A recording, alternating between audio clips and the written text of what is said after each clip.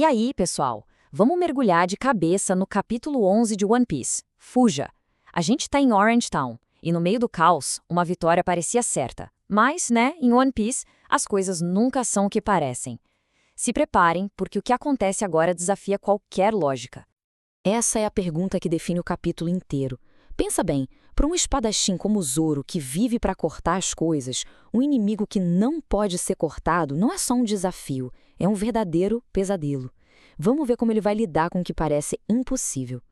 E é aqui que a história começa. Sabe aquela comemoração de vitória? Então, ela dura tipo alguns segundos antes de virar um terror completo. A galera tá prestes a aprender uma lição bem dura.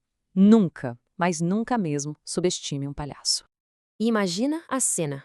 Vitória total. O Roronoa Zoro acabou de fatiar o Bug, o palhaço, em vários pedaços. A Nami respira aliviada, pensando que a ameaça já era, da forma mais definitiva possível. Só que num mundo com Akuma no Mi, a palavra definitivo é bem perigosa. E é exatamente aqui que a realidade simplesmente se desfaz.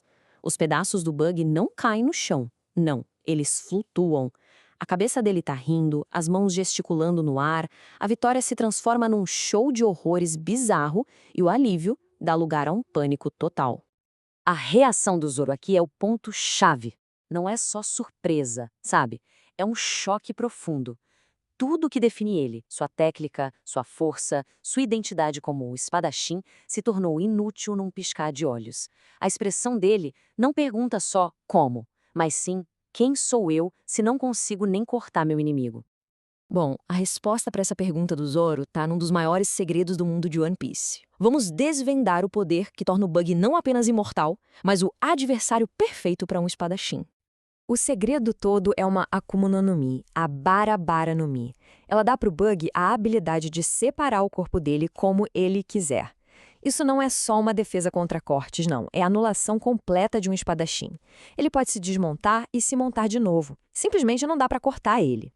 O Bucky aqui não tá só explicando o poder dele, né? Ele tá saboreando o momento. Ele se alimenta do choque do Zoro, revelando sua vantagem com um prazer quase sádico. A luta deixou de ser só física, agora ela é psicológica.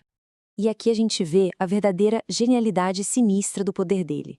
Não é só defesa. Enquanto o Zoro tá focado no corpo principal, uma mão, separada com uma faca, voa quietinha por trás dele. É um ataque impossível de prever, e o grande caçador de piratas cai, gravemente ferido.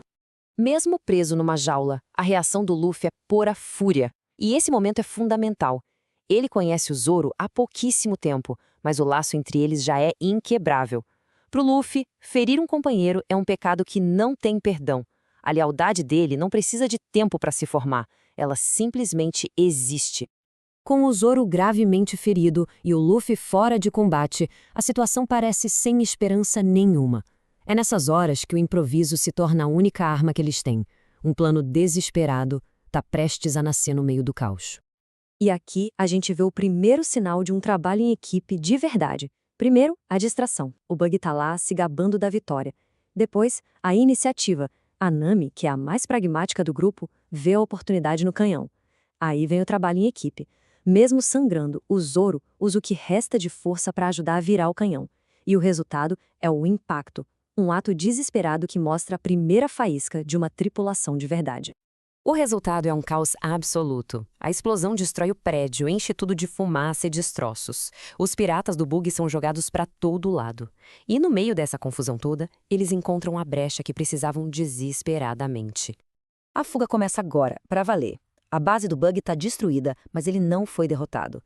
A perseguição está só começando, e uma promessa de vingança fica ali, pairando no ar. Esse é um daqueles momentos que define o Roronoa Zoro. Gravemente ferido, sangrando muito, ele não apenas levanta a jaula de ferro com o capitão dele dentro. Ele corre com ela. Isso não é só força física, gente. É uma demonstração de vontade e lealdade que é quase sobre-humana.